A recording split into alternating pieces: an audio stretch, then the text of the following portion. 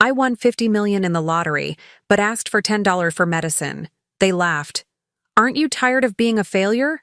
Get a job, my dill yelled. I just smiled, waiting for this moment. When she saw a limousine and 3 black SUVs waiting for me, she screamed, I'm glad to have you here. Follow my story until the end and comment the city you're watching from, so I can see how far my story has reached. My name is Anita. I'm 67 years old, and today I discovered exactly what my family thinks of me.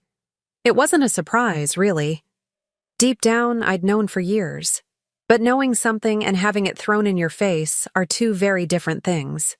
I stood in Damon's kitchen this morning, my arthritic fingers wrapped around an empty prescription bottle. The label read clearly, heart medication, refill needed, $10. That's all I needed. 10 measly dollars to keep my heart beating regularly for another month. Damon? I called softly, not wanting to wake the children. It was barely 7 in the morning, but I knew my son would be up, getting ready for his job at the insurance company. Could I speak with you for a moment? He emerged from the hallway, already dressed in his pressed shirt and tie, phone glued to his ear as usual. Without looking at me, he held up one finger, the universal sign for wait. One I'd been waiting for his attention for 3 years now, ever since I moved into this house after my small apartment became too expensive on my $800 monthly pension. Yeah, Dave, I'll get those numbers to you by noon, he said into the phone, finally meeting my eyes with an expression of mild annoyance. What is it, Mom? I held up the empty bottle, my voice barely above a whisper. I need to refill my heart medication. It's $10. I'm sorry to ask, but my pension doesn't come until next week, and I used the last of my savings for groceries yesterday. Damon's expression didn't change. No concern. No immediate offer to help. Just that same look of inconvenience I'd grown accustomed to.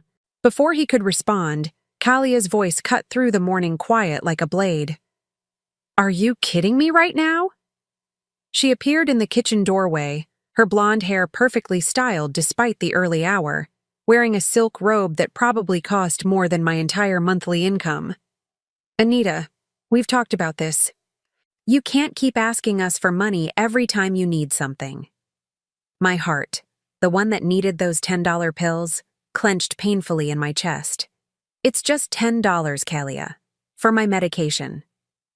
Just $10? She laughed, but there was no humor in it. Yesterday it was money for groceries. Last week it was money for a doctor's appointment. Where does it end? I looked at my son, hoping he would defend me. Remind his wife that I wasn't asking for luxury items or frivolous purchases. I was asking for medication to keep me alive. But Damon just stood there, scrolling through his phone, letting his wife handle what he clearly saw as an inconvenience. Maybe it's time you found a job, Kalia continued, her voice getting sharper.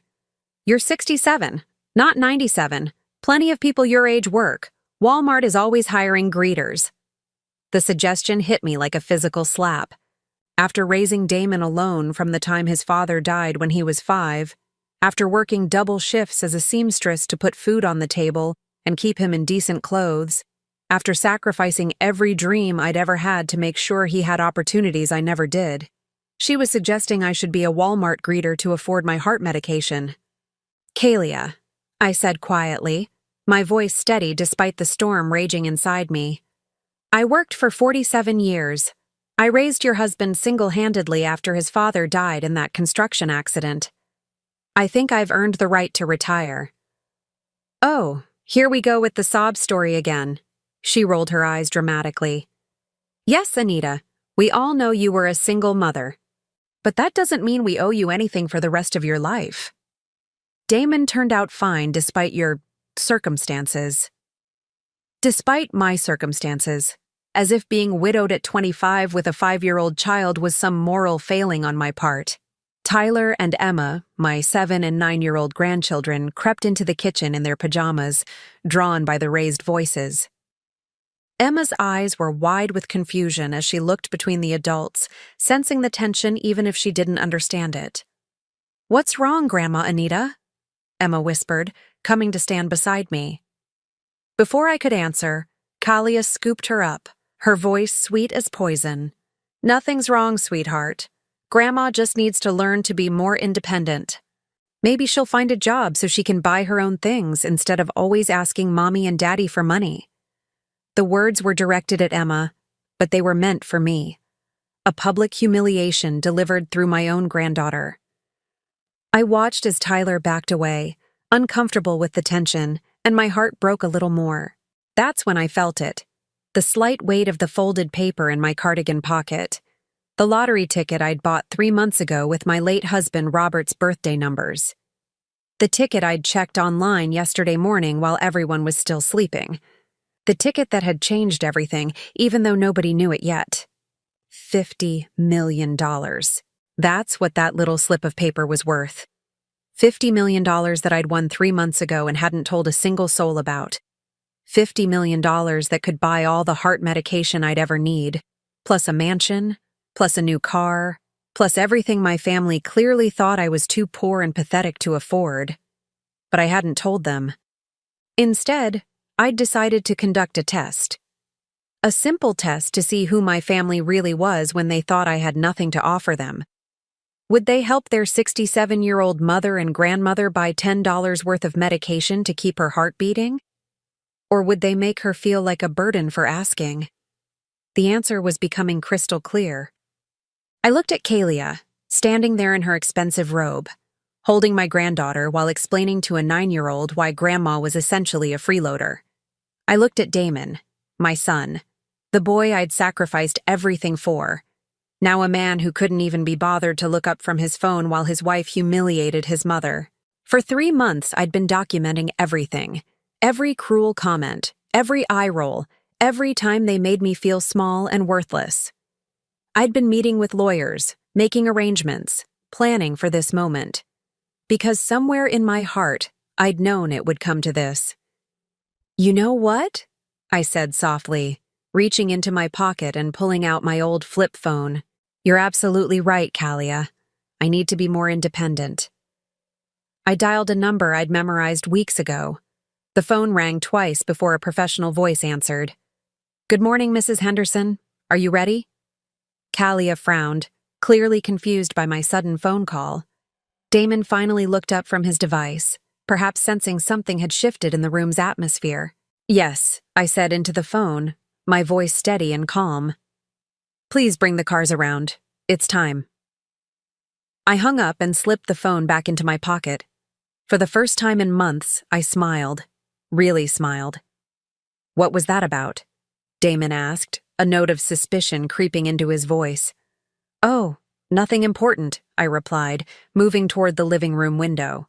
"I'm just making arrangements to become more independent, like Kalia suggested." Outside, the quiet suburban street began to change. First, one black SUV appeared, sliding silently to the curb in front of the house. Then another, then a third. And finally, a pristine white limousine pulled up behind them, so long it nearly blocked the neighbor's driveway. Kalia's coffee mug slipped from her hand, shattering against the kitchen tile. What the hell is going on? I turned to face my family. My son who couldn't spare $10 for his mother's heart medication. My daughter-in-law who thought I should be grateful for the privilege of living in their spare room. My grandchildren who were learning that elderly people are burdens to be tolerated rather than treasures to be cherished. "I'll tell you what's going on," I said, my voice carrying a strength I hadn't felt in years. "For 3 months I've been testing all of you. Testing to see who you really are when you think I have nothing to offer." The sound of car doors closing echoed from outside. Professional footsteps approached the front door. "And you know what I discovered?" I continued, watching as Kalia's face drained of color. "I discovered that my own family would rather see me humiliated than spend $10 to keep me alive." The doorbell rang, deep and resonant. Through the window, I could see men in expensive suits waiting patiently on the porch. I walked toward the front door, pausing to look back at my family one last time. Damon's mouth was opening and closing like a fish out of water. Kalia had gone completely pale. The children were pressed against the window, staring in amazement at the convoy of luxury vehicles. "The test is over," I said quietly. "And you all failed." Then I opened the door to greet my new life, leaving behind the people who had proven they never truly loved me at all. 3 months earlier, I was still the same invisible woman living in my son's spare bedroom, counting every penny of my $800 pension and pretending I didn't notice the eye rolls when I asked for help with groceries. But everything changed on March 15th, Robert's birthday. He would have been 73 that day. I'd taken the bus downtown, something I did every year on his birthday, to visit the little diner where we'd had our first date 45 years ago. It was a tradition Damon didn't know about, something private between me and the memory of the only man who ever truly loved me. The diner was different now, new owners, new menu, new everything. But I ordered Robert's favorite, coffee with 2 sugars and a slice of apple pie. "You celebrating something special today, honey?" asked the waitress, a kind woman about my age with graying hair and tired eyes. "My late husband's birthday," I told her, stirring the coffee slowly.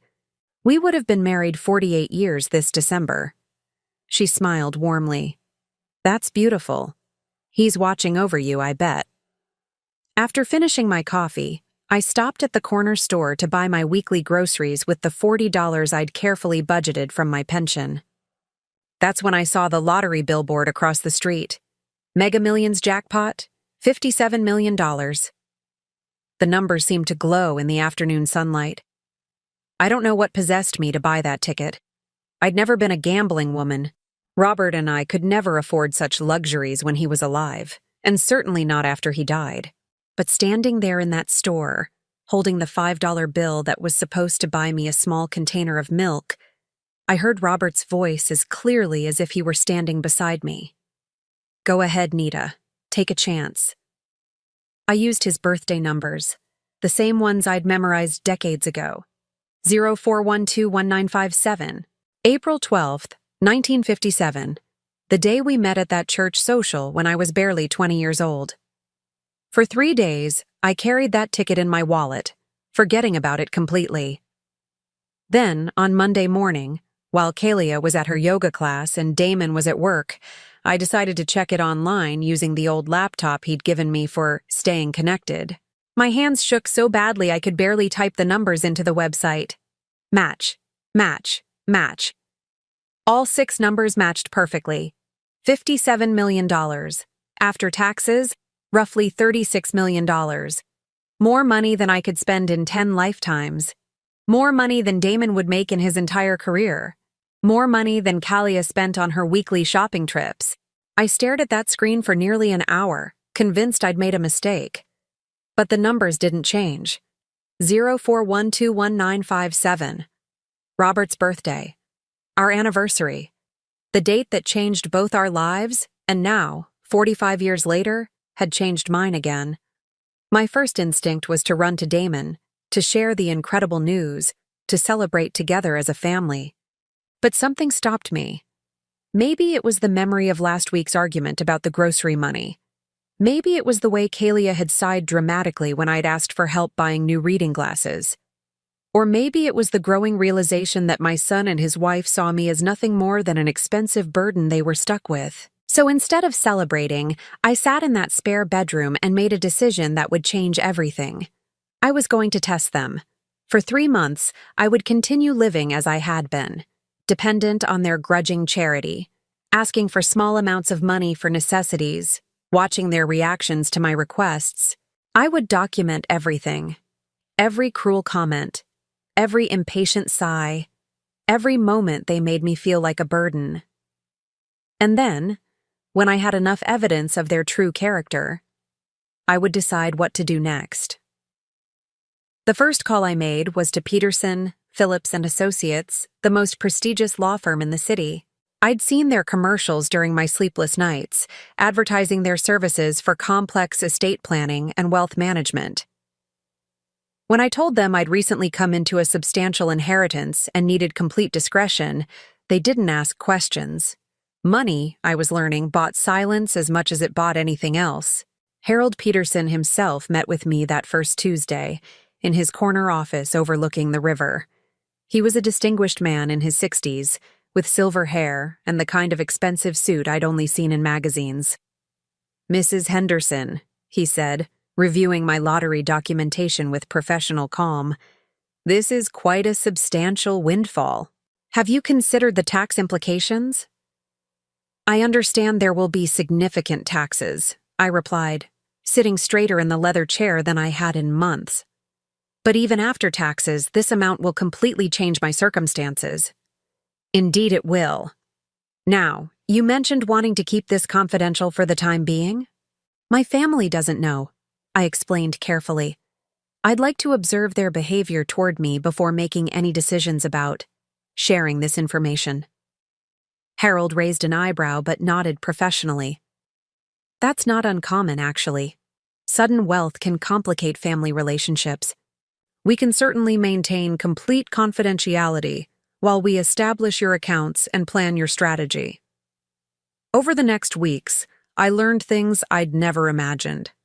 How to set up offshore accounts, how to purchase real estate through shell companies, how to hire private investigators to conduct background checks on family members. Harold's team was thorough and discreet, and soon I had a complete picture of my family's finances. Damon made $93,000 a year at the insurance company.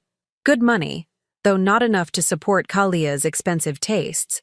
She'd racked up nearly $47,000 in credit card debt buying designer clothes and spa treatments.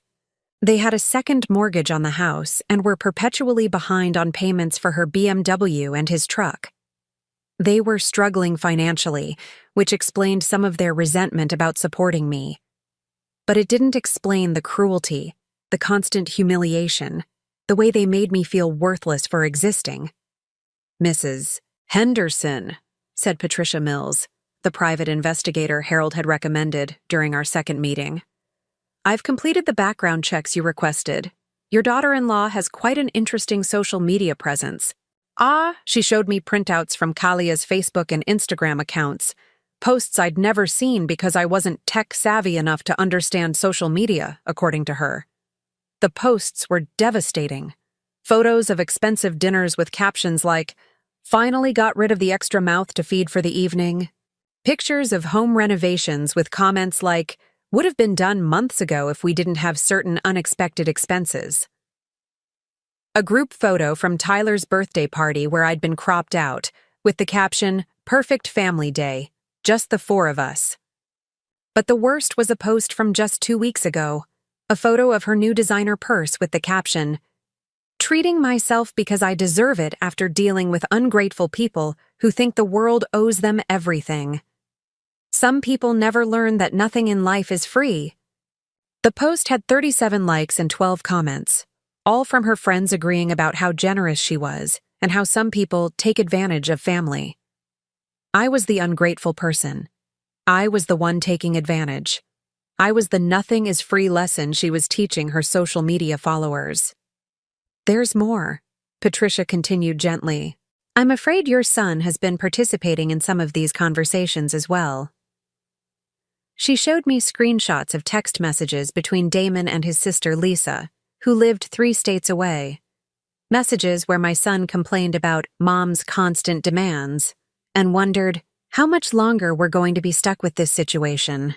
He'd even told Lisa that I was getting worse and that they were considering assisted living options because I was becoming too much to handle. Too much to handle. Their 67-year-old mother who asked for help buying groceries and heart medication was too much to handle. I thanked Patricia for her work and sat in my car in the parking garage for 20 minutes, crying harder than I had since Robert's funeral.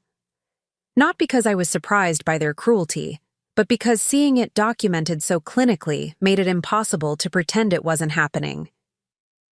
That night, I made my second major decision. I wouldn't just test them, I would give them every opportunity to prove me wrong. I would ask for smaller amounts, be more grateful, cause less inconvenience. I would bend over backwards to be the perfect, unobtrusive houseguest. And if they still treated me with contempt, I would know with absolute certainty that their cruelty wasn't about money or stress or circumstances. It would be about who they really were. For the next 2 months, I watched and documented everything. The way Kalia served everyone else dinner and left me to fend for myself. The way Damon changed the subject when I mentioned doctor's appointments or medication refills.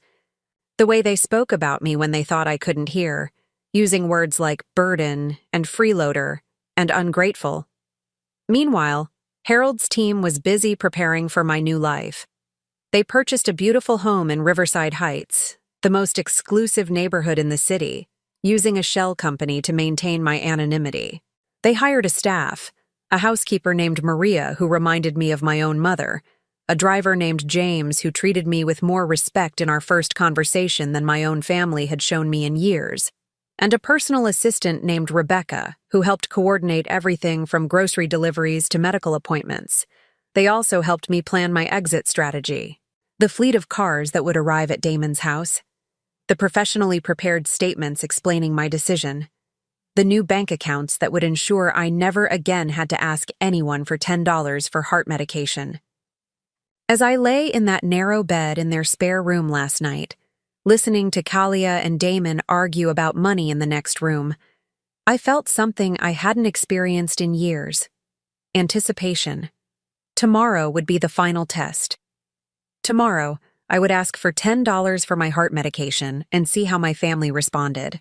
If they helped me with kindness and compassion, I would reconsider everything.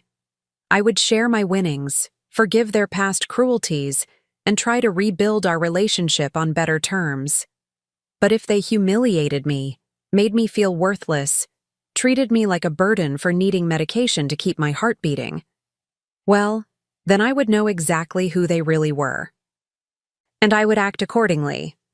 The lottery ticket was still in my pocket, worn soft from months of handling. Tomorrow, that little piece of paper would change everything. Tomorrow, the test would be complete. And tomorrow, I would finally be free. The men in suits filled my son's living room like they owned it, which, given my new circumstances, I suppose I could have bought it outright if I'd wanted to. Harold Peterson stood near the fireplace, his silver hair catching the morning light, while two associates flanked him with briefcases that probably cost more than Damon's monthly salary. James, my new driver, waited respectfully by the front door, his crisp uniform and professional demeanor making him look like he belonged in a completely different world than this modest suburban home. Kalia had retreated to the kitchen corner, clutching Emma so tightly the poor child squirmed uncomfortably. Tyler had pressed himself against the window, staring wide-eyed at the convoy of luxury vehicles that had transformed their quiet street into something out of a movie. Neighbors were beginning to emerge from their houses, phones in hand, obviously filming the spectacle unfolding in front of the Henderson residence. But it was Damon's face that held my attention. My son stood frozen in the center of his own living room, mouth slightly agape, eyes darting between the professional strangers and me as if trying to solve an impossible puzzle. The phone he'd been glued to all morning hung limply in his hand, forgotten. "Mrs. Henderson," Harold said, his voice carrying the kind of authority that comes with charging $500 an hour. "Are you ready to proceed with the arrangements we discussed?" "Yes," I replied, surprised by how steady my own voice sounded. "I believe it's time my family learned the truth." "What truth?" Damon finally found his voice, though it came out as barely more than a whisper. "Mom, what is this? Who are these people? Why are there limousines outside my house?" I looked at my son, this man I'd raised single-handedly from the age of 5, worked double shifts to put through college, sacrificed every dream and comfort to ensure he had opportunities I never did. The same man who, 30 minutes ago, couldn't spare $10 to keep his mother's heart beating regularly. 3 months ago, I began, settling into the armchair that Kalia usually claimed as her own, I won the lottery. The silence that followed was so complete I could hear the grandfather clock ticking in the hallway. Even Emma stopped squirming, sensing the weight of what had just been revealed. "You what?" Kalia's voice was barely audible. "I won the Mega Millions jackpot on March 15th, I continued, watching as the color drained from both their faces. $57 million. After taxes, roughly $36 million. "That's impossible," Damon stammered, shaking his head as if he could make my words disappear. You don't even play the lottery. You always said gambling was a waste of money. I bought one ticket, I explained calmly, using your father's birthday numbers. The same numbers we used for everything important, our anniversary, your birthday party planning, even the combination to our first safe. 0412195-7. Harold stepped forward, opening one of his briefcases with practiced efficiency. Mrs. Henderson has been our client for 3 months now. We've been handling all aspects of her financial transition during this observation period. Observation period? Kalia's voice cracked on the words. I met her eyes directly for the first time in months without looking away. I wanted to see who you really were when you thought I had nothing to offer. I wanted to test whether your treatment of me was about genuine financial strain or something much uglier. This is insane. Damon ran his hands through his hair, a nervous habit he'd had since childhood. You're telling me you've been sitting on $36 million while asking us for grocery money? I'm telling you that I've been documenting every cruel comment, every eye roll, every moment you made me feel worthless for existing. My voice remained calm, but I could feel decades of suppressed hurt bubbling just beneath the surface. This morning was simply the final test. Kalia suddenly released Emma and stepped forward, her expression shifting from shock to something that looked almost predatory. Anita, if you've really won this money, then obviously we need to sit down as a family and discuss how to manage it responsibly. This is wonderful news. We can pay off the house, get Tyler into that private school we've been considering, maybe take that family vacation to Europe we've always talked about. The speed with which she pivoted from calling me a burden to making spending plans was breathtaking in its audacity. I couldn't help but smile, though there was no warmth in it. Actually, Kalia, I've already made all the financial decisions I need to make. Harold, would you please show them the documentation? Harold's associate stepped forward, placing a thick folder on the coffee table. Mrs. Henderson has purchased a home in Riverside Heights for $2.7 million. She's also established trust funds, charitable foundations, and various investment portfolios. Her affairs are completely in order. Riverside Heights? Damon's voice was barely a whisper. Mom, those houses. That's where the mayor lives, the bank president, corporate executives. Yes, I replied simply. It's where I live now, too. The reality was beginning to sink in. Tyler abandoned his post at the window and crept closer, his 7-year-old mind struggling to process what was happening. Grandma Anita, are you rich now? Before I could answer, Kalia dropped to her knees in front of my chair, her perfectly manicured hands reaching for mine. The same hands that had gestured dismissively when I'd asked for help with medication money an hour ago. Anita, I am so sorry about this morning. I was stressed about money. You know how tight things have been lately. I didn't mean any of those things I said. Family is everything to me, and you know how much we love you. I looked down at her desperate face, remembering the Facebook posts Patricia had shown me, the comments about ungrateful people and unexpected expenses, the photos where I'd been deliberately cropped out of family memories. Do I know that?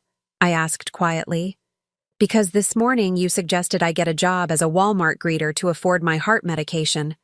Yesterday you complained to your friends on social media about having an extra mouth to feed. Last week you told Emma that some people never learn that nothing in life is free, while you were looking directly at me. Kalia's face went ashen. You saw my posts? I saw everything, I replied, including the text messages between Damon and Lisa about finding assisted living options because I'm becoming too much to handle. Damon's phone clattered to the floor. Mom, I can explain that. We were just exploring options for the future, not making any immediate plans. The future, I repeated, tasting the bitterness of the word. You mean the future where you dump your 67-year-old mother into the cheapest facility you can find, because she has the audacity to need medication and groceries. That's not what we meant, Damon protested, but his voice lacked conviction. We both knew exactly what those conversations had been about. Harold cleared his throat diplomatically. Mrs. Henderson, shall we proceed with the transition arrangements? Your new household staff is prepared to receive you immediately. New household staff? Kalia's voice was strangled. Maria, my housekeeper, is preparing lunch as we speak, I explained, rising from the chair with more dignity than I'd felt in years. James will be driving me home after we finish here. Rebecca, my personal assistant, has already arranged for my belongings to be collected and moved to my new residence. Your belongings? Damon looked around frantically, as if just realizing that my departure would be permanent. Mom, wait. You can't just leave. We're family. We need to talk about this like adults. We are talking about it, I replied calmly. You're learning that the woman you've spent 3 years treating like a burden is actually worth more money than you'll see in several lifetimes. And I'm learning that even when faced with that reality, your first concern isn't the pain you've caused me, but how you can benefit from my good fortune. Tyler tugged on my cardigan with small, confused hands. Grandma, are you leaving us? My heart broke a little at his innocent question. These children had been collateral damage in their parents' cruelty, taught to see their grandmother as an inconvenience rather than a treasure. But I couldn't sacrifice my dignity and peace of mind for occasional visits that came with a price tag of constant humiliation. I knelt down to Tyler's level, my arthritic knees protesting. I'm going to live in a beautiful house with a big library and a garden with flowers your grandfather would have loved. Maybe someday, when you're older, you can visit me there. What about our visits? Emma piped up, having extracted herself from her mother's grip. What about Sunday pancakes and story time? Before I could answer, Kalia was back on her feet, her desperation morphing into anger. You can't just take our children away from us. You can't buy yourself a new family and abandon your real one. I'm not taking anyone away, I replied, standing slowly. I'm simply removing myself from a situation where I'm consistently made to feel unwelcome and worthless. You made it clear this morning that I'm a burden you can barely tolerate. I'm relieving you of that burden. But we love you. Damon's voice cracked like a teenager's. Yes, we've had some financial stress lately, and maybe we haven't been as patient as we should have been, but you're my mother. You can't just disappear because of some arguments about money. Some arguments about money? I stared at him in disbelief. Damon, this morning your wife suggested I should be grateful for the privilege of living in your spare room. She made me feel like a worthless freeloader for asking for $10 to keep my heart beating. And you stood there scrolling through your phone while she humiliated me. I was distracted, he protested weakly. You've been distracted for 3 years, I replied. Distracted while your wife gradually erased me from family photos. Distracted while she complained about me on social media. Distracted while your children learned to see their grandmother as a burden rather than a blessing. Harold stepped forward again, his professional calm a stark contrast to the emotional chaos surrounding us. Mrs. Henderson, we should begin the transition. You have a 2 o'clock appointment with the financial advisor, and the interior designer is meeting us at 3. I nodded, then turned back to my family one final time. For 3 months, I gave you every opportunity to show me love, kindness, and basic human decency. Instead, you showed me who you really are. I won't forget that lesson. As I walked toward the door, Kalia's voice followed me, high and desperate. You're going to regret this. Family is forever, Anita. Money can't buy you love. I paused with my hand on the doorknob, James waiting patiently to escort me to my new life. You're right about one thing, Kalia, I said without turning around. Money can't buy love. But apparently, the lack of it can reveal who never loved you in the first place. Then I stepped outside into the sunshine, leaving behind the people who had proven that blood means nothing when the heart has turned cold. The first call came at 6:30 that evening, just as Maria was serving dinner on my new dining room table. The mahogany surface gleamed under the crystal chandelier, and fresh orchids from my garden sat in a Waterford vase that cost more than my old monthly pension. I glanced at the caller ID on my new phone, Damon, and let it ring until voicemail picked up. My new house was everything I'd dreamed of during those long nights lying in that narrow bed in their spare room. Riverside Heights sat on a hill overlooking the city, where the air smelled like roses instead of disappointment. The master bedroom had a walk-in closet bigger than the entire room I'd been assigned at Damon's house, and the library had floor-to-ceiling windows that let in streams of golden afternoon light. "Mrs. Henderson," Maria said softly, placing a perfectly prepared salmon dinner in front of me. "Should I answer the house phone if it rings? It's been going off every few minutes." "Let them all go to voicemail, please," I replied, cutting into the fish with genuine appetite for the first time in months. "I'm not ready for conversations yet." Maria nodded respectfully. She was perhaps 50 years old, with kind eyes and gentle hands that reminded me of my own mother. When Harold's team had interviewed household staff, I'd insisted on people who understood what it meant to be dismissed and overlooked. Maria had spent 10 years caring for an elderly woman whose family visited twice a year and complained constantly about the expense. She understood my situation perfectly. The house phone rang again as I was finishing dinner. Through the dining room windows, I could see the lights of the city twinkling below like fallen stars. Somewhere down there, in their mortgaged house with its second-hand furniture and mounting debt, my son and his wife were probably having the conversation of their lives. I'd seen the missed calls adding up on my phone.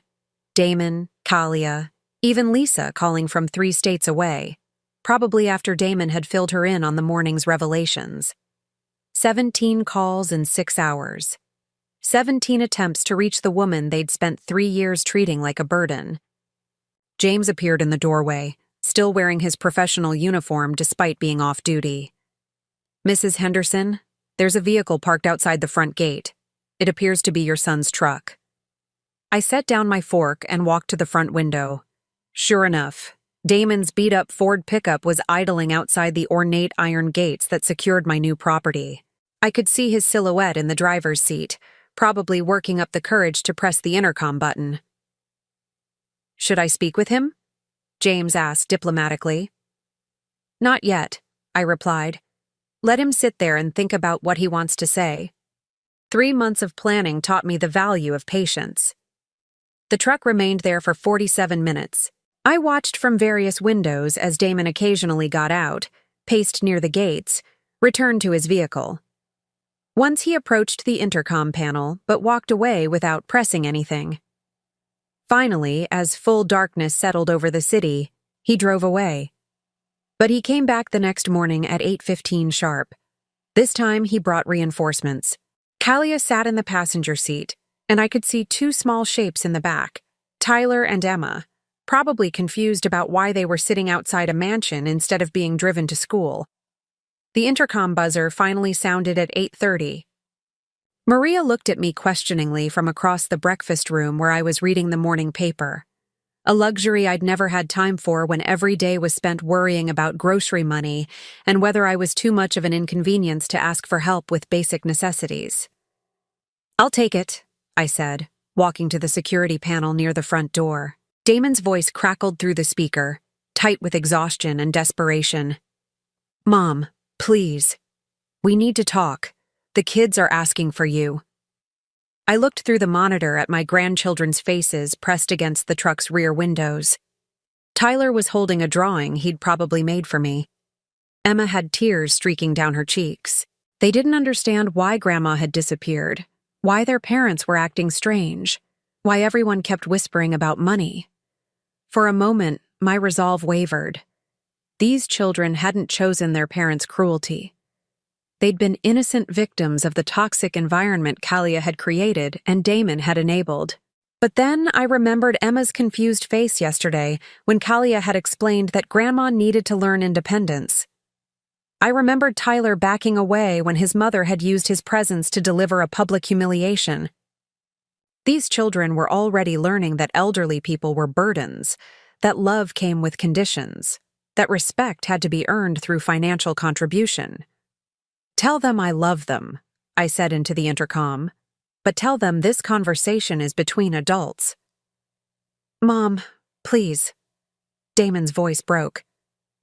I know we made mistakes. I know we hurt you. But you're my mother. We can fix this.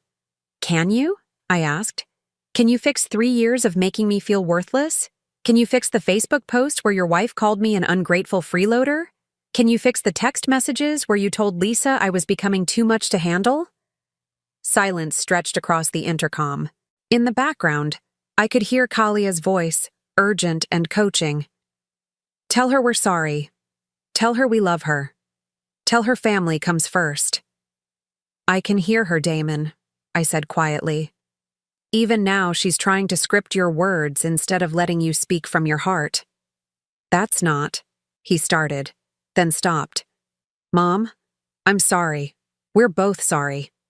We were stressed about money, and we took it out on you, and that was wrong. But we're family. Family forgives each other. Family also treats each other with basic dignity and respect, I replied. When was the last time you asked how I was feeling? When was the last time you included me in a family decision?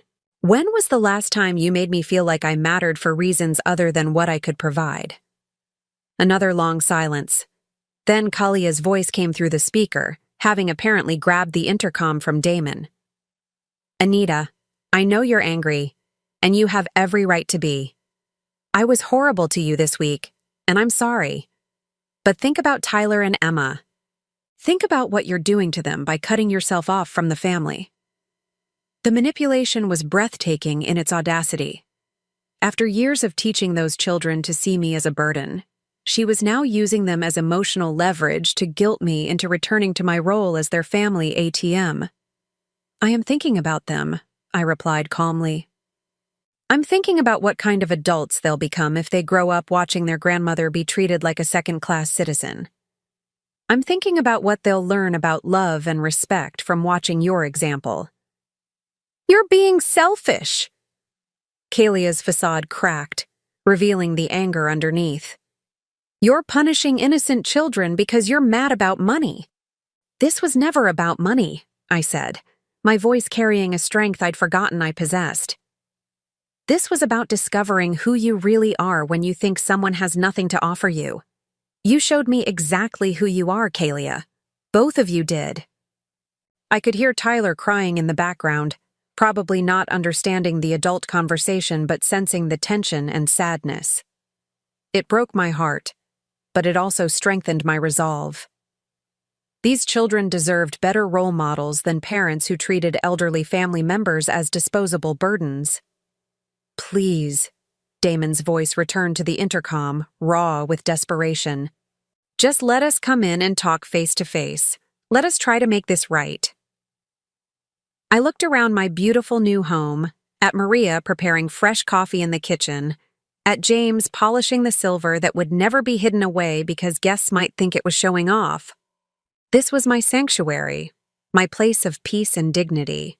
I would not allow the people who had destroyed my sense of worth to contaminate this space with their guilt and manipulation. I need time, I said finally. Time to process what the last 3 years have taught me about our relationship. Time to decide whether there's anything left to salvage. How much time? Damon asked quickly, as if afraid I might change my mind. I don't know, I answered honestly. Maybe weeks, maybe months, maybe forever. Forever? Kalia's voice was shrill with panic.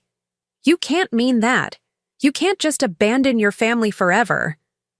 I didn't abandon anyone, I replied quietly. I simply stopped accepting unacceptable treatment. There's a difference. Through the monitor, I watched Damon's shoulders slump in defeat.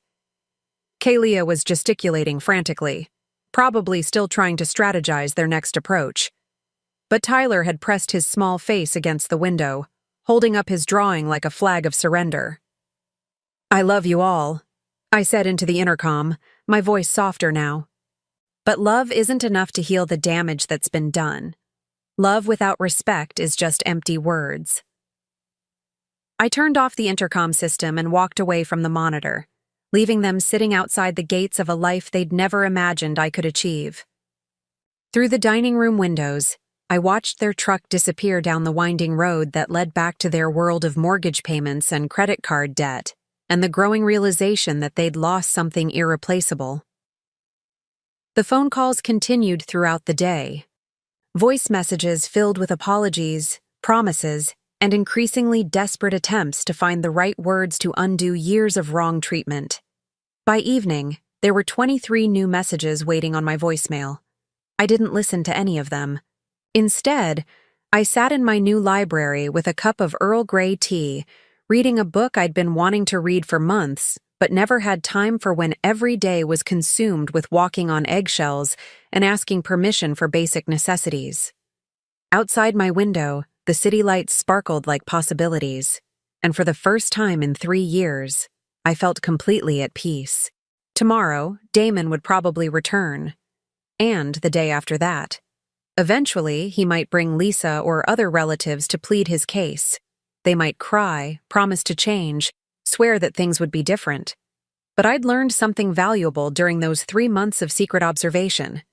People don't change their fundamental character. They might modify their behavior temporarily when circumstances force them to. But their core beliefs about respect and dignity and the value of other human beings don't shift overnight. Kalia had spent 3 years teaching her children that their grandmother was a burden. Damon had spent 3 years allowing it to happen. They'd both proven that their love was conditional on my financial dependence and their perception of me as powerless. Now I had all the power, and their love was suddenly abundant and overflowing. The irony was as clear as the Waterford crystal catching moonlight on my dining room table. But it was too late for ironies to heal the wounds they'd carved into my heart. Some damage once done couldn't be undone by simply saying the right words or promising to do better. As I climbed the curved staircase to my master bedroom, I felt something I hadn't experienced in years. Hope for tomorrow. Not hope for reconciliation with people who'd proven their character, but hope for a future where I could live with dignity, surrounded by people who valued me for who I was, rather than what I could provide. It was a different kind of family I was building now, a chosen family of respect and genuine care. And it was exactly what I deserved. 2 weeks after I'd settled into my new life, the harassment escalated beyond simple phone calls and gate visits. It started with Lisa showing up unannounced, having driven 8 hours from Colorado to stage what she probably imagined would be a heartwarming family intervention. Rebecca, my personal assistant, buzzed the intercom at 2:30 on a Tuesday afternoon to inform me that a woman claiming to be my daughter was at the gate, demanding to speak with me about family obligations. I watched through the security monitor as Lisa paced outside my gates, her face flushed with righteous indignation. She'd always been the family peacemaker, the one who smoothed over conflicts and reminded everyone that family comes first. But she'd also been conveniently absent during the 3 years I'd lived as an unwelcome guest in her brother's home, too busy with her own life in Denver to notice how I was being treated. "Mrs. Henderson," Rebecca said diplomatically, "shall I inform her you're not receiving visitors today?" I considered it. The smart thing would be to maintain my boundaries, to refuse to engage with family members who only seemed concerned about our relationship now that they knew about my financial windfall. But part of me was curious to hear what Lisa would say, whether she would acknowledge the years of neglect or simply focus on moving forward as if nothing had happened. "Let her in," I decided. "But stay close by, please. I have a feeling this conversation won't go well." Lisa burst through my front door like a woman on a mission, her eyes wide as she took in the marble foyer, the crystal chandelier, the oil paintings that had cost more than most people's annual salaries. She'd always been the more subtle of my children, but I could see her mentally calculating the value of everything she saw. "Mom," she said, her voice a mixture of awe and accusation. "What have you done?" "I've created a life where I'm treated with dignity and respect," I replied calmly, gesturing for her to follow me into the living room, something that was apparently impossible in my previous situation. Lisa settled onto the Italian leather sofa, her fingers running over the buttery surface as if she'd never touched quality furniture before. Damon told me what happened. He said you won the lottery and just disappeared, without telling anyone, without sharing the good news with your family. I shared plenty with your brother's family, I said, taking my place in the wingback chair that had become my favorite spot for morning coffee. I shared 3 years of my life, living in their spare room while they made me feel like a burden for existing. I shared my pension money helping with groceries while they complained about having an extra mouth to feed. I shared my dignity while they discussed putting me in assisted living because I was becoming too much to handle. Lisa's face flushed red. Damon said there were misunderstandings, communication problems. He said you took some things the wrong way. Did I take the Facebook posts the wrong way? I asked, my voice remaining steady despite the anger building in my chest. The ones where Kalia called me an ungrateful person who thinks the world owes her everything?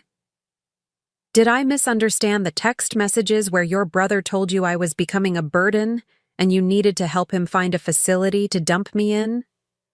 Lisa's mouth opened and closed like a fish gasping for air. You saw those messages?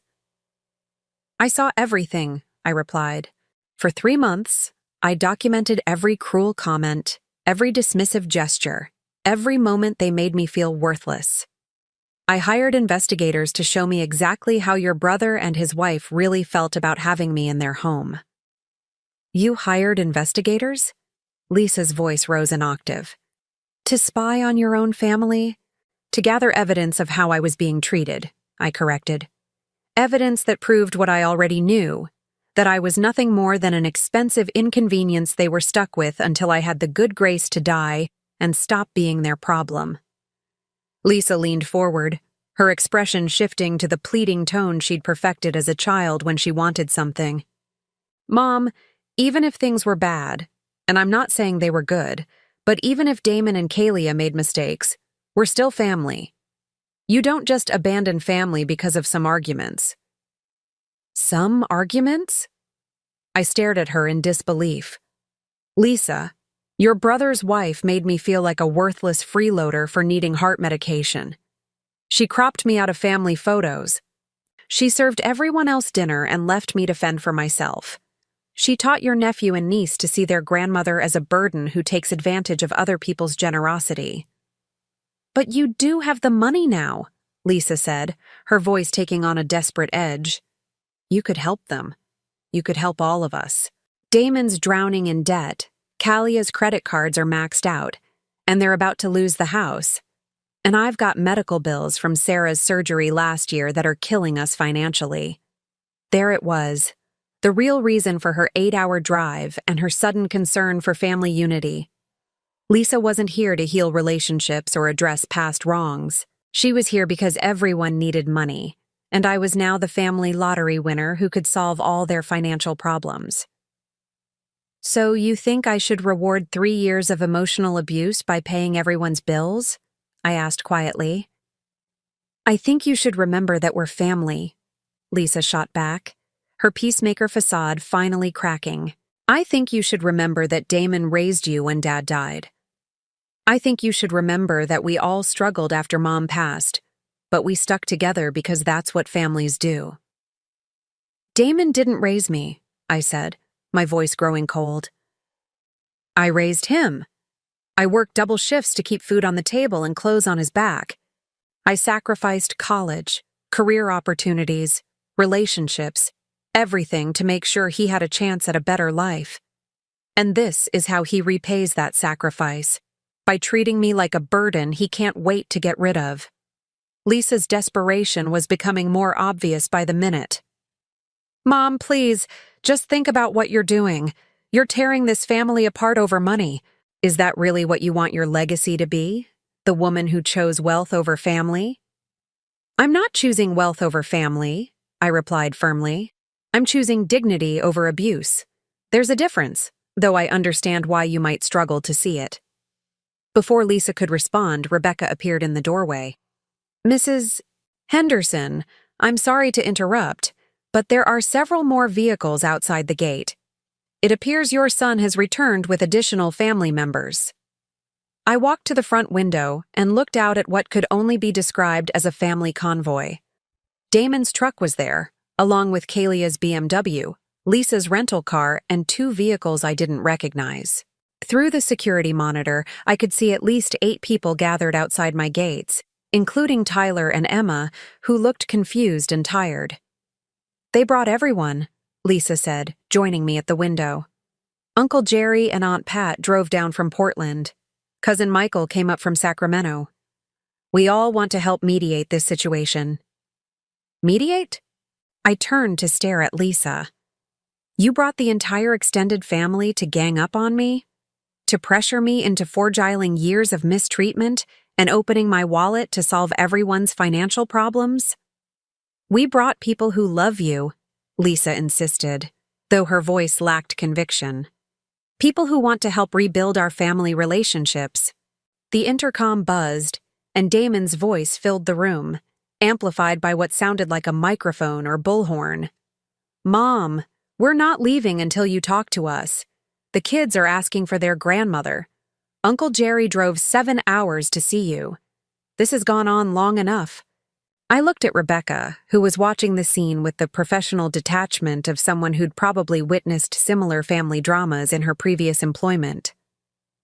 "Mrs. Henderson, would you like me to call security? Or the police?" The thought of having my own family arrested was both tempting and heartbreaking, but I realized this moment was exactly what I needed. A chance to speak my truth clearly and definitively, in front of witnesses who could carry the message to anyone who still didn't understand my decision. "Open the gates," I said quietly. "Let them come in. It's time to finish this." Rebecca nodded and pressed the button that swung open the ornate iron gates. Within minutes, my living room was filled with relatives I hadn't seen in years, all of them staring around my home with expressions ranging from awe to resentment to barely concealed greed. Uncle Jerry, my late husband's brother, stepped forward as the apparent family spokesman. He was a man who'd always enjoyed being the center of attention, and he clearly relished his role as mediator in what he probably saw as a dramatic family crisis. "Anita," he said in his booming voice, "we're all here because we love you, and we're concerned about what's happening to our family. Now, I understand there have been some hurt feelings and misunderstandings, but family is family. We work things out together." "Misunderstandings?" I looked around the room at faces I'd once trusted, people who'd ignored my situation for years, but were now suddenly invested in family harmony. "Jerry, did Damon tell you about the misunderstanding where his wife suggested I get a job as a Walmart greeter to afford my heart medication? Or the misunderstanding where they discussed putting me in assisted living because I was too much trouble?" Uncle Jerry's confident expression faltered slightly. "Now, Anita, I'm sure things weren't as bad as all that." "They were worse," I cut him off, my voice carrying a strength that surprised even me. "For 3 years, I lived in that house feeling like an unwelcome guest who was tolerated out of obligation. I was excluded from family decisions, cropped out of photos, and made to feel grateful for basic necessities like food and shelter." Cousin Michael stepped forward, his businessman smile firmly in place. "Aunt Anita, we all know families have conflicts, but you've been blessed with this incredible good fortune, and now you have the opportunity to heal relationships and help people you love." "Help them how?" I asked pointedly. "By rewarding their cruelty with financial assistance? By teaching them that emotional abuse is acceptable as long as the victim eventually pays everyone's bills?" Kalia, who'd been uncharacteristically quiet since entering my home, suddenly burst into tears. "Anita, I know I made mistakes. I know I was harsh sometimes. But I was stressed about money and I didn't handle it well. Can't you find it in your heart to forgive me? Can't you think about Tyler and Emma and what this is doing to them?" I looked at my grandchildren, standing near the back of the group, clearly overwhelmed by the adult drama surrounding them. Tyler clutched his drawing, the same one he'd held up outside my gates weeks ago. Emma's eyes were red from crying. "You want me to think about Tyler and Emma?" I asked Kalia quietly. Then explain to me why you spent 3 years teaching them that their grandmother was a burden. Explain why you made them watch you treat an elderly woman with contempt and disrespect. What kind of adults do you think they'll become after learning those lessons? I never meant, Kelia started, but I held up my hand.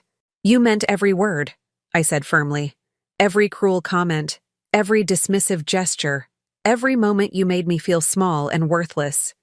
You meant all of it, and you enjoyed the power it gave you over someone you saw as helpless. The room fell silent, except for the soft sound of Emma's quiet crying. Even Uncle Jerry seemed to have run out of mediation strategies. I walked to the center of the room, looking at each face in turn. I want all of you to understand something. This isn't about money. This has never been about money. This is about the fundamental lack of respect and dignity I was shown by people who claim to love me. But we do love you. Damon's voice cracked with desperation. Mom, we do. Maybe we didn't show it well. Maybe we made mistakes. But we love you. Love isn't a feeling, Damon, I replied sadly. Love is an action. Love is treating someone with kindness when they're vulnerable. Love is including them in decisions that affect their lives. Love is making them feel valued and cherished, not tolerated and dismissed. I turned to face the entire group. For 3 months, I gave you every opportunity to show me love in action.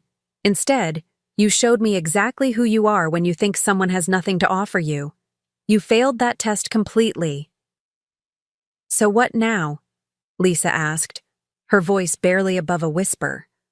You just cut us all off forever? You take your money and disappear and never speak to any of us again? I took a deep breath, feeling the weight of the decision that would define the rest of my life and theirs. Now I live with dignity, I said simply. I live surrounded by people who treat me with respect and genuine affection. I live without having to apologize for existing or feeling grateful for basic human decency. I looked at Tyler and Emma one more time, their innocent faces caught in the middle of their parents' selfishness. And hopefully, I added softly, I live with the knowledge that someday, when you've learned to value people for who they are rather than what they can provide, there might be room for genuine relationships built on mutual respect. The silence that followed was complete. Finally, Uncle Jerry cleared his throat. Well, he said awkwardly, I guess that's your final decision then. Yes, I replied. It is. One by one, they filed out of my beautiful home, back to their world of financial stress and the growing realization that their lottery ticket to financial freedom had just walked away forever. I was finally, completely free. 6 months have passed since that final confrontation in my living room, and I wake up each morning in a bed that belongs entirely to me, in a house where every room holds peace instead of tension. The master bedroom windows face east, catching the first light of dawn as it spills across the city below. I no longer wake up to the sound of Kalia's sharp voice complaining about bills or Damon's indifferent silence. Instead, I wake to Maria humming softly in the kitchen and the gentle sound of James washing the car in the circular driveway. My new life has a rhythm that feels both luxurious and natural. I spend mornings in my library, reading books I'd accumulated over the years, but never had time to enjoy when every day was consumed with walking on eggshells and asking permission for basic necessities. The afternoon sun streams through the tall windows as I work in my garden, planting roses that Robert would have loved, and vegetables that I'll actually be allowed to eat without feeling guilty about the grocery expense. Rebecca has become more than an assistant. She's become a friend who understands the value of quiet efficiency and genuine respect. When she schedules my doctor's appointments, she sits with me in the waiting room not because she has to, but because she wants to ensure I'm never alone during vulnerable moments. When she orders my medications, she never makes me feel like a burden for needing them. The $10 heart medication that caused such drama in my son's kitchen is now automatically delivered each month, paid for without question or commentary. But the most surprising development has been the new relationships that have formed around me. When Harold suggested I might enjoy volunteering at the senior center downtown, I initially resisted. The last thing I wanted was to be around other elderly people who might remind me of my own vulnerability. But Maria encouraged me to try it, and I discovered something unexpected. A community of people who valued my experience rather than seeing my age as a liability. Eleanor Hartwell, 73 years old and sharp as a tack, became my first real friend in decades. She'd been a high school principal for 40 years before retirement and had her own stories about family members who only called when they needed money. We spend Tuesday afternoons playing bridge with Margaret Chen, a retired nurse, and Robert Williams, a widowed professor who lost his wife to Alzheimer's 2 years ago. "The thing about our children," Eleanor said one Tuesday as we finished our third rubber of bridge, "is that they see us as their practice round for being adults. They don't think about us as real people with real feelings until something forces them to." Margaret nodded thoughtfully. "My daughter used to drop her kids off every weekend without asking if I had plans. Just assumed I was sitting around waiting to babysit. When I finally told her I'd signed up for art classes and couldn't watch them anymore, she acted like I was being selfish for having my own interests." "Did the relationship improve?" I asked, genuinely curious about whether family dynamics could change. "Eventually," Margaret replied, "but only after I stopped being available at her convenience. She had to learn to see me as a person instead of a free childcare service." These conversations helped me understand that my experience wasn't unique. Across the country, elderly parents were struggling with adult children who saw them as burdens rather than blessings, obligations rather than treasures. The difference was that I now had the resources to enforce my boundaries in ways most people couldn't. The phone calls from my family had stopped completely after that final confrontation. No more desperate voicemails, no more surprise visits, no more relatives driving across state lines to plead their case. Harold had quietly spread word through his professional network that any attempts to contest my lottery winnings or claim elder abuse would be met with swift legal action. The message was received clearly. I was not a victim to be rescued or an asset to be claimed, but last week something unexpected arrived in my mail. A hand-drawn card from Tyler, somehow delivered despite my family not having my new address. Inside, in careful 7-year-old handwriting, was a simple message. "Dear Grandma Anita, I miss you. Love, Tyler. P.S. I remember the pancakes." I cried for 20 minutes after reading it. Not because it made me want to reconcile with his parents, but because it reminded me that innocence exists even in toxic environments, and that children remember genuine love even when it's surrounded by adult cruelty. I called Harold the next day. "I want to set up education funds for Tyler and Emma. Full college expenses, graduate school if they choose, but with one condition. The money can only be accessed if they maintain a relationship with me independent of their parents." "That's an interesting stipulation," Harold replied thoughtfully. "It ensures you'll have the opportunity to know your grandchildren as they grow up, but only if they genuinely want a relationship with you." Exactly. When they're 18, they can choose whether to know their grandmother as a real person or just see me as their parents do, as someone who disappointed them by refusing to be mistreated. Harold arranged everything through a complex trust structure that would provide the children with educational opportunities while protecting them from becoming pawns in their parents' financial desperation. When Tyler and Emma turn 16, they'll receive letters explaining their grandmother's gift and her hope that they'll choose to build genuine relationships based on mutual respect rather than financial obligation. It's a long-term investment in the possibility of love without conditions. Meanwhile, I've begun using my resources in ways that feel meaningful. The Riverside Community Senior Center now has a new wing dedicated to programs that help elderly people maintain their independence and dignity. The Robert Henderson Memorial Garden provides a beautiful space where seniors can gather without feeling like burdens to their families. I've also quietly begun helping other elderly people who find themselves in situations similar to what mine had been. Mrs. Patterson, 81 years old, was living in her nephew's basement, until I purchased a small apartment building and offered her a rent-controlled unit with dignity and privacy. Mr. Rodriguez, 74, had been sleeping on his daughter's couch until I connected him with affordable housing and home health services that allowed him to maintain his independence. These aren't grand gestures. They're simply investments in the radical idea that elderly people deserve respect and autonomy rather than grudging charity from relatives who see them as inconveniences. Last month, I received an unexpected visitor. Rebecca announced that a young woman named Sarah was at the gate, claiming to be Lisa's daughter and my granddaughter. I hadn't seen Sarah in over 5 years. She'd been away at college during most of my time living with Damon, and Lisa had never brought her around during holiday visits. I almost refused to see her, assuming this was another family attempt to manipulate me through emotional appeals. But something in Rebecca's description of the young woman's demeanor made me curious. "She seems genuinely nervous," Rebecca reported. "Not aggressive or demanding like the others. She asked if she could just talk to you for a few minutes, and she said she'd understand if you said no." Sarah turned out to be nothing like her mother or uncle. At 24, she had Lisa's eyes but none of her manipulative charm. She sat in my living room wringing her hands, clearly uncomfortable with the opulence but trying to be polite.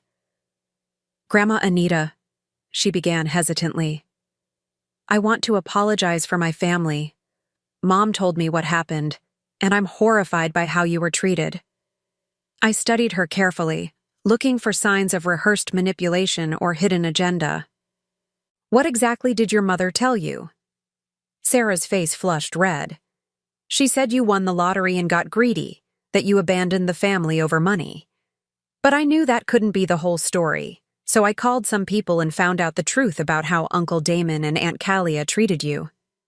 "And what do you think about that truth?" I asked quietly. Tears welled up in Sarah's eyes. "I think they're horrible people who took advantage of your kindness and then acted surprised when you finally stood up for yourself. I think Mom is just as bad for trying to guilt you into fixing everyone's financial problems instead of addressing the real issue." Her honesty was refreshing and unexpected. "What brings you here, Sarah? What do you want from me?" "Nothing," she said quickly, then paused. "Well, that's not true. I want a relationship with my grandmother, but only if you want one too. I want to know you as a person, not as a source of family drama or financial assistance." She pulled out her phone and showed me photos from her job as a kindergarten teacher. I wanted to share this with someone in my family who might actually care. I got Teacher of the Year at my school, and when I told Mom, she just said, "That's nice," and then started talking about her credit card bills.